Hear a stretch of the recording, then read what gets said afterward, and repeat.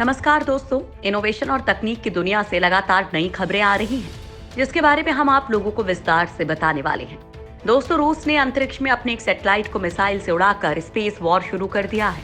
एक तरफ रूस स्पेस वॉर कर रहा है, तो दूसरी तरफ रूस की अंतरिक्ष एजेंसी ने स्पेस में एक आलीशान होटल बनाने का फैसला किया है, जिसे ISS से जोड़ा जाएगा।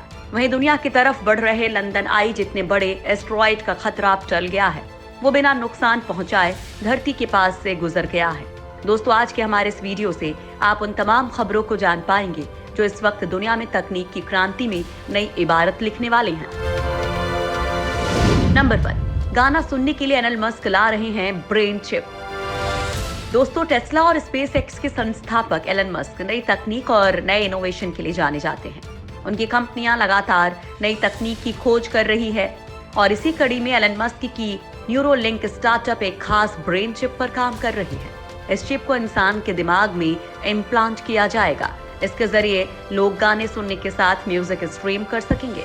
मीडिया रिपोर्ट्स के मुताबिक इस खास तकनीक वाली चिप को 28 अगस्त तक लॉन्च किया जा सकता है। एलन मस्क की माने तो ये चिप डिप्रेशन, अल्जाइमर और पार्किंसंस जैसी बीमारियों से पीड़ित लोगों के जीवन को बेहतर बनाएगी। नंबर 2, अब रूस बनाएगा अंतरिक्ष में 5 स्टार होटल। दोस्तों, आप लोगों ने दुनिया में मौजूद कई आलीशान होटल्स के बारे में पढ़ा होगा और देखा भी होगा, लेकिन आज हम आप लोगों को एक ऐसे होटल के बारे में बताने जा रहे हैं जो अंतरिक्ष में बनने वाला है। दोस्तों, रूस की स्पेस एजेंसी की माने तो अंतरिक्ष में एक शानदार होटल बनाने की योजना पर काम हो रहा है। रूसी स्पेस एजेंसी रोसकॉस्मोस ने एक बयान में कहा है कि जल्द ही वो इंटरनेशनल स्पेस स्टेशन पर एक लग्जरी होटल बनाएगी। उसके बाद कोई भी रईस ज्यादा मात्र $4 करोड़ यानी कि करीबन 256 करोड़ रुपए अदा करके इस होटल में 1 से 2 हफ्ते तक ठहर पाएगा। साथ ही $2 करोड़ और देकर वो किसी भी अंतरिक्ष यात्री के साथ अंतरिक्ष में मून वॉक भी कर पाएगा। रूस से पहले अमेरिका की एक कंपनी ओरियन भी अंतरिक्ष में होटल बनाने की बात कह चुकी है। नंबर 3, रूस ने अंतरिक्ष में शुरू किया स्टार वॉर। दोस्तों, दुनिया में मौजूद शक्तिशाली देशों ने अपनी तकनीक को इतना विकसित कर लिया है कि जमीन पर होने वाले युद्ध अब अंतरिक्ष में लड़ने की तैयारी चल रही है और इसकी शुरुआत रूस ने कर दी है। रूस ने अंतरिक्ष में एक बार फिर से एंटी सैटेलाइट वेपन का इस्तेमाल किया है। रूस के एक किलर सैटेलाइट ने अंतरिक्ष में मिसाइल दागी है, जिससे अमेरिका समेत पश्चिमी देशों के साथ उसका तनाव काफी बढ़ गया है। अमेरिकी सेना के स्पेस कमान का कहना है कि अंतरिक्ष में चक्कर लगा रहे रूस के सैटेलाइट कॉस्मोस 2542 पर 15 जुलाई को उसके अपने ही सैटेलाइट कॉस्मोस 2543 ने मिसाइल हमला किया था। अमेरिकी खुफिया विभाग महीनों से रूस के सैटेलाइट पर नजर गड़ाए हुए थे। हाल ही में जापान के सैटेलाइट के रूस और चीन के किलर सैटेलाइट देखे गए थे। नंबर 4, इनर सोलर सिस्टम से बाहर निकला धूमकेतु। दोस्तों, आसमान पर कुछ समय से एक धूमकेतु घूम रहा था, जिसे बिना दूरबीन के देखा जा सकता था। इस धूमकेतु को टूटे तारे के तौर पर लोग जानते हैं, लेकिन अब आप इस टूटे हुए तारे को कभी नहीं देख पाएंगे, क्योंकि ये हमेशा के लिए आसमान से गायब हो गया है। वैज्ञानिकों का दावा है कि 6800 साल बाद इसके फिर से आने की संभावनाएं हैं, क्योंकि सूरज का चक्कर लगाने में से इतना ही वक्त लगता है। फिलहाल ये हमारे इनर सोलर सिस्टम को छोड़कर जा चुका है। ये भी दूसरे धूमकेतुओं की तरह बर्फ, चट्टानों और धूल से बना है और सूरज का चक्कर काट रहा है। सूरज के करीब आने से इनकी गैस और धूल और इलेक्ट्रिक चार्ज पूंछ की तरह दिखने लगते हैं, जिसकी वजह से जब ये रात में दिखता है तो टूटे तारे की तरह लगता है। इस धूमकेतु को मार्च में ही ढूंढा गया था। नंबर 5, धरती के पास से गुजरा लंदन आई जितना बड़ा उल्का। दोस्तों, धरती को लगातार खतरनाक एस्ट्रॉइड से खतरा रहता है। इसी साल अप्रैल और मई में 2 खतरनाक एस्ट्रॉइड धरती के करीब से गुजर चुके हैं और पिछले काफी दिनों से 48,000 किलोमीटर प्रति घंटे की रफ्तार से पृथ्वी की तरफ आ रहा एस्ट्रॉइड धरती के करीब से गुजर गया है। इसके बाद नासा के वैज्ञानिकों ने राहत की सांस ली है। पिछले हफ्ते ही नासा ने इसकी जानकारी दी थी। ये एस्ट्रॉइड लगभग 170 मीटर लंबा था। 2020 एनजी नाम का ये एस्ट्रॉइड पृथ्वी से 034 एस्ट्रोनॉमिकल यूनिट यानी कि 50,86,328 किलोमीटर दूर से होकर गुजर गया।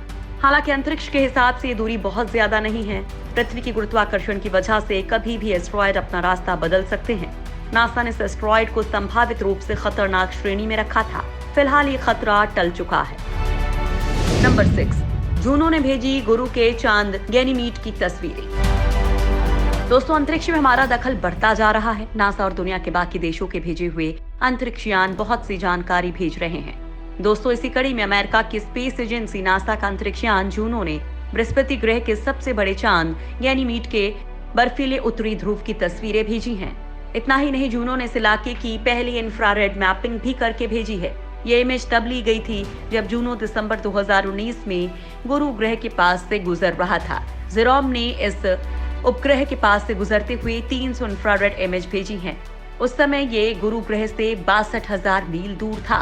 हाल ही में नासा ने ट्विटर पर इस तस्वीर को साझा किया है। गैनीमीड हमारे सौर मंडल में इकलौता ऐसा उपग्रह है जिसकी अपनी मैग्नेटिक फील्ड है। नंबर 7, अमेरिका की तर्ज पर भारत में बनेगा थिएटर कमान। दोस्तों, चीन के खतरे को देखते हुए देश की सीमाओं को और सख्त बनाने के लिए इस समय तीनों सेनाओं को नया स्वरूप देने की कोशिश की जा रही है। दोस्तों, इसी कड़ी में चीनी खतरे के मद्देनजर पहली थिएटर कमान बनाने की तैयारी चल रही है। संभावना है कि इस साल के अंत तक ये तैयार हो जाएगी। अमेरिका और चीन की तर्ज पर भारतीय सेनाओं को भी थिएटर कमान के भीतर लाकर आधुनिक जरूरतों के साथ संचालित किया जाएगा। एक थिएटर कमान के साथ 3 सेनाओं की ताकत रहेगी। इसका एक मुख्यालय होगा और एक प्रमुख भी होगा। शुरुआत में 3 प्रारंभिक थिएटर कमान बनाने का प्रस्ताव है। एक पाकिस्तान सीमा के मद्देनजर, दूसरा चीन सीमा को ध्यान में रखते हुए, तीसरा समुद्री सुरक्षा को लेकर। इसके बाद मध्य थिएटर कमान भी बनाई जा सकती है। नंबर 8, ड्रोन युद्ध तकनीक को विकसित करेगा चाइना। दोस्तों, अमेरिका और भारत के बीच ड्रोन विकास कार्यक्रम शुरू होने से चीन बौखला गया है, जिसके बाद चीनी राष्ट्रपति ने अब अपनी सेना को भी ड्रोन युद्ध की क्षमता बढ़ाने का आदेश दिया है। जिनपिंग ने कहा है कि मौजूदा समय में ड्रोन युद्ध की परिस्थिति को बदल रहे हैं। अब ये जरूरी हो गया है कि हम ड्रोन कॉम्बैट रिसर्च और ट्रेनिंग से जुड़ी गतिविधि को मजबूत करें। इसके अलावा ड्रोन पायलट्स और कमांडर्स की ट्रेनिंग में भी तेजी लाना जरूरी है। दरअसल हाल ही में अमेरिका और भारत ने ड्रोन विकास कार्यक्रम के लिए हाथ मिलाया है, जिससे चीन डरा हुआ है और इसी वजह से उसने पीएलए को ड्रोन युद्ध की ट्रेनिंग के लिए कहा है। हाल के दिनों में जासूसी या हवाई हमले करने में ड्रोन का उपयोग तेजी से बढ़ा है। ऐसे में कोई भी देश ड्रोन की ताकत को अनदेखा नहीं कर सकता है। नंबर 9, अब प्रदूषण पर नजर रखेगा रोबोटिक सैंपलर। दोस्तों, देश भर में प्रदूषण की समस्या अब लोगों के लिए मुसीबत बन गई है।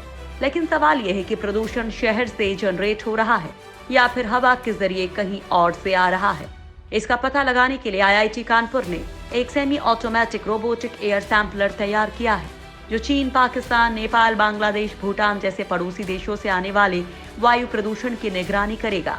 यह हानिकारक गैसों और अति सूक्ष्म कणों का आकलन करने की क्षमता वाले सैंपलर के खास सेंसर सूक्ष्म कणों के घनत्व की जानकारी दे सकेंगे।